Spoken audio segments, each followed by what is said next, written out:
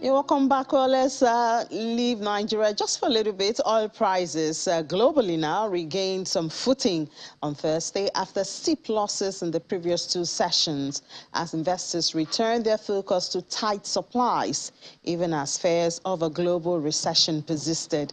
Brent crude futures rose 16 cents to $100.85 a barrel, while WTI crude futures climbed 18 cents to $98.71 a barrel. Prices swung between $2 in losses and gains of nearly $1 in the volatile session. Recession fears continue to grow and continues to raise some concerns for the demand outlook. However, supportive fundamentals should mean that further downside is relatively limited. Washington tightened sanctions on Iran yesterday, pressuring Tehran as it seeks to revive the 2015 Iran nuclear deal. Well, let's drive down on that with Longida 4, analyst with Financial Derivatives Company. Longi, good to have you. Good morning. Good morning. Glad to be here. Yeah, so we thought that oil would just continue going more than $100, but we've seen it taper now. In fact, some analysts are saying it's going to hit $65. Yeah, it's really a battle between the bears and the bulls right now on the oil market. Yeah, and the main things actually, of course, are recession fears. As we know, inflation has been on the rise, and global central banks have been tightening monetary policy in order to meet and curb inflation. And what this is doing is that it's created a fear of a possible slowdown in global demand. We know our U.S. interest rates now rose by their highest level since 1994 by 75 basis points. And yeah, what this is really doing is it's causing fears of a possible decrease in economic activity, decrease in business activity, as firms find it harder to access capital and so on. So this is really weighing down the oil markets. And then, of course, add fears of COVID-19 lockdowns in China, the world's largest oil consumer. Yeah. And you have a very, very, very mixed bag. Yeah, so central banks are tightening monetary policy, increasing interest rates. Is it actually dealing with inflation? Is it actually doing anything? So it's actually, so in the indirect sense, you could say yes, they are reducing the amount of liquidity in the market. So yeah, that should theoretically, of course, help to theoretically exactly help to theoretically bring down inflation. But then what we've noticed is that this inflation seems to be more on the cost push side of things. So it's due to increase in global prices. So the surefire way to bring down this type of inflation would be to increase supply of goods and services, the staple goods and services. And that is being disrupted by the war and high costs and energy costs and all of that at this time. Yeah, it is very dangerous. But we're starting to see supply rise in certain key commodities, and this should help to taper inflationary pressure as we move along in the year. Yeah. All right, and still along that line, though, coming back to Nigeria, what does it mean? We are oil producers, and it's supposed to be good news to our economy when oil prices rise.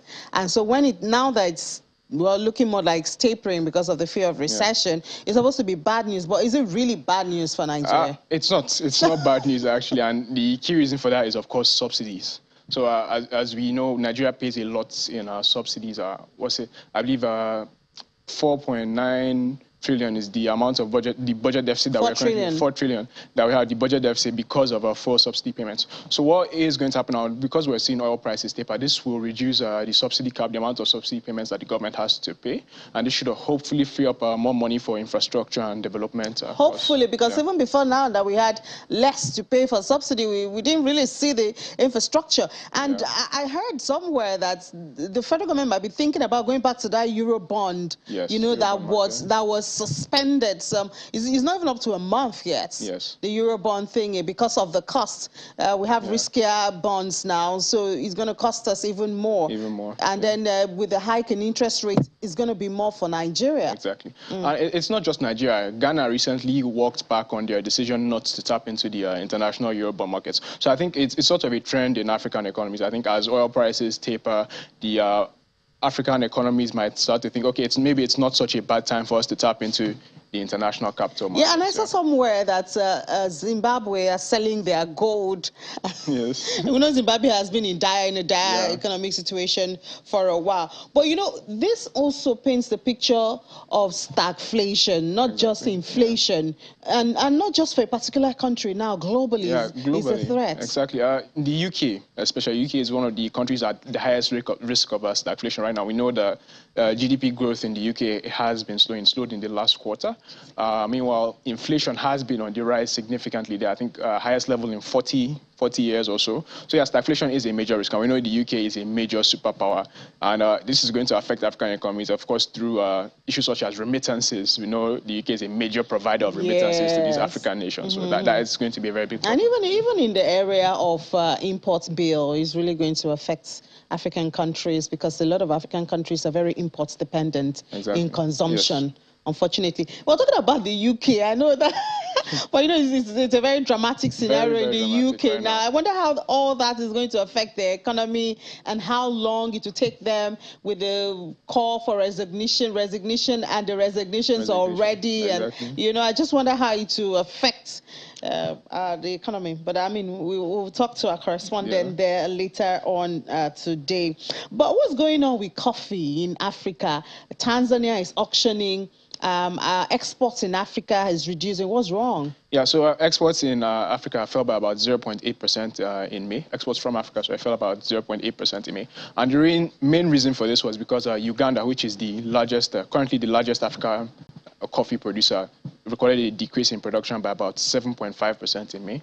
And this is, of course, due to unfavorable weather. So there's been a drought going on there, and this has really affected their coffee supplies. Yeah, but then we have seen coffee exports rise in places like Ethiopia, up maybe like about 16% or so year on year. So there is definitely still some upside there. Yeah. Interesting for Ethiopia, because they are dealing with droughts now. Exactly. In fact, I heard some children are dying because of lack of food. Because of lack of food, the ongoing hunger crisis. Yes. So interesting that they have an increase in their exports. Coffee exports. Yeah, exactly. Speaking on the hunger crisis thing specifically, we are actually starting to see signs of that abate, especially because palm oil, which is the most widely used cooking oil in the world, has actually fallen. So Indonesia has eased its ban on palm oil, and we're also seeing palm oil stocks rise in Malaysia. So this is helping to reduce the record high levels of palm oil prices that we've been seeing. So yeah, our country's done with food protectionism. I know that's what they were doing at the peak of just about a month ago. A lot of countries were just protecting their borders and trying to take care of local demands and not allowing crops and food to go out.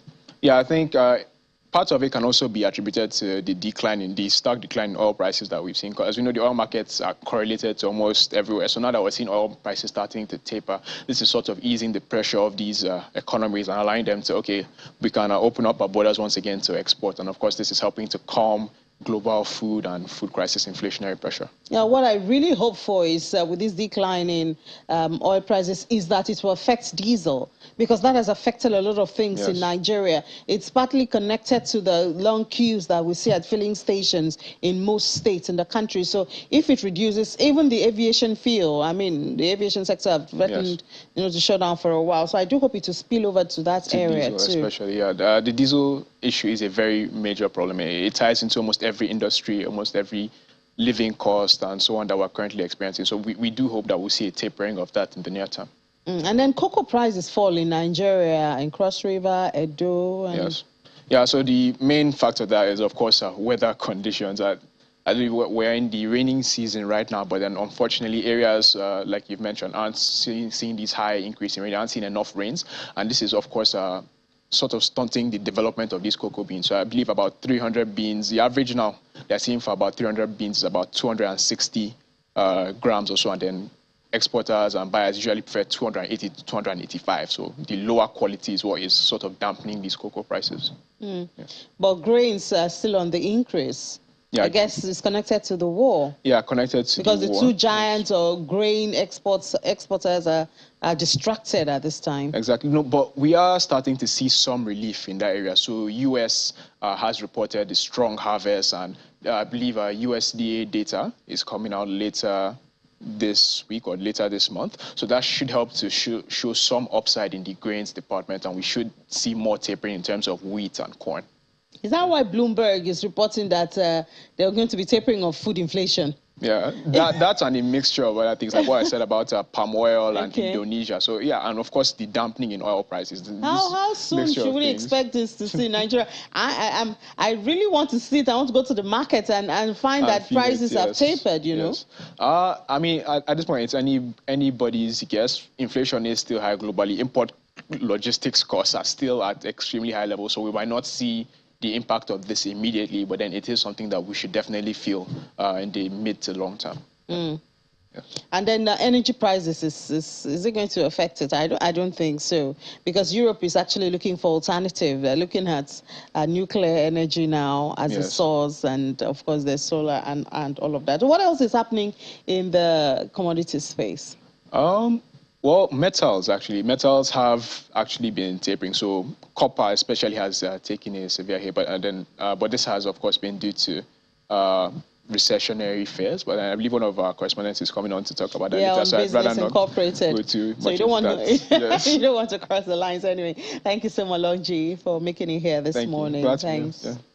All right, so that was looking at the commodity space. We'll take a break now. When we come back, we'll still look at the environment, business environment, the economy, and how you can do business and make your business survive in these harsh times. It's on Business Morning here on Channels Television. To join us again.